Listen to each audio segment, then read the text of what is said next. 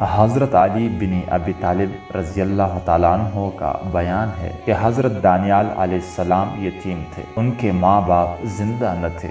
بنی اسرائیل کی ایک خاتون نے ان کو گود لے کر پرورش کی تھی۔ اس زمانے میں بنی اسرائیل میں ایک بادشاہ تھا جس کے 2 قاضی تھے۔ وہ خاتون بہت ہی حسین و جمیل تھی۔ وہ بادشاہ کی خدمت میں آیا کرتی تھی اور اسے فند و نصائح کیا کرتی تھی۔ اس خاتون کی وقتاً فوقتاً بادشاہ کی خدمت میں آمد رفت کو دونوں قاضی بڑے غور سے دیکھا کرتے تھے۔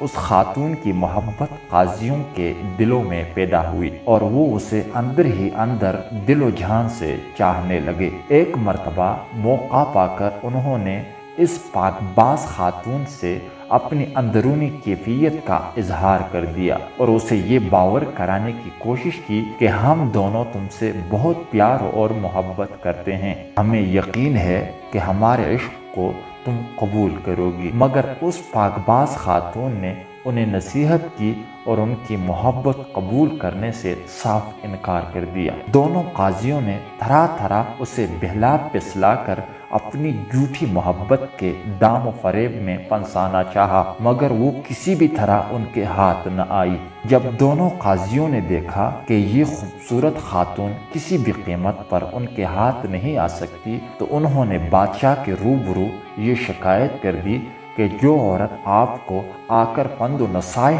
کیا کرتی ہے، اس نے زنا جیسے عظیم گناہ کا ارتکاب کیا ہے۔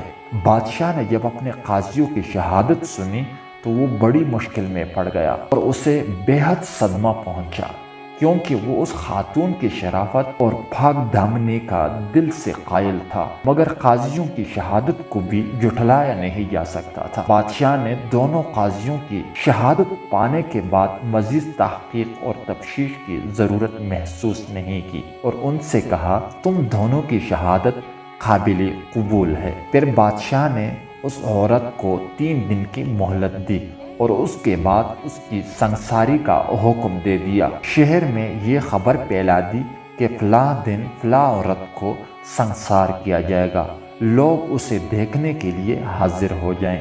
بادشاہ نے اگرچہ اس عورت کی سنساری کا حکم دے دیا تھا، مگر اندر سے وہ بہت پریشان تھا۔ اس نے اپنے ایک خاص وزیر سے پوچھا، کیا کسی بہانے سے اس عورت کو سنسار ہونے سے بچایا جا سکتا ہے؟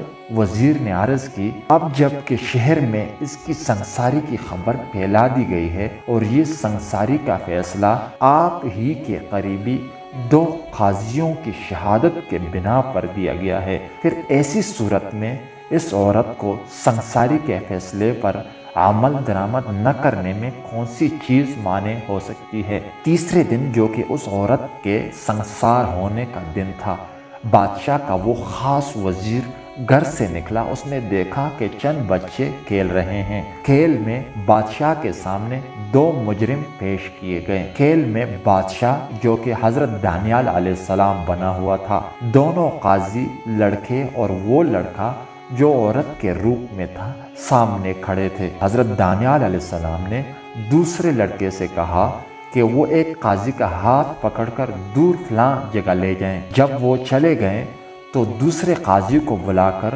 سختی سے کہا، سچ بتا ورنہ قتل کر دوں گا۔ تو کس بنا پر اس عورت کے بارے میں زنا کی گواہی دیتا ہے؟ قاضی کہنے لگا، میں گواہی دیتا ہوں کہ اس عورت نے زنا کا ارتکاب کیا ہے۔ حضرت دانیال علیہ السلام نے پوچھا، کب؟ ننھے قاضی نے جواب دیا، فلاں جگہ۔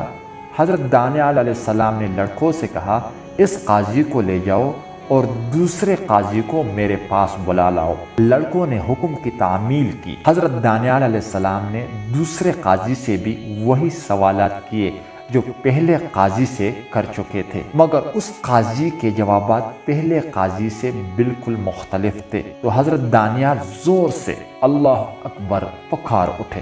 اس کھیل کو دیکھنے کے بعد وزیر خاص نے بادشاہ کو ایسا کرنے کو کہا۔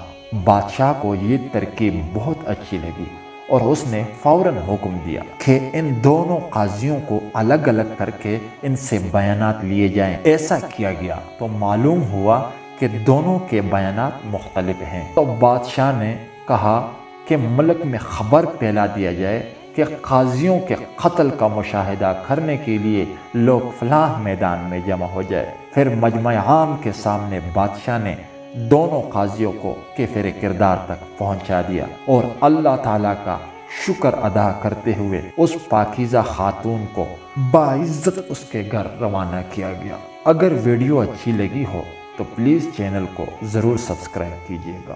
شکریہ۔ اللہ حافظ۔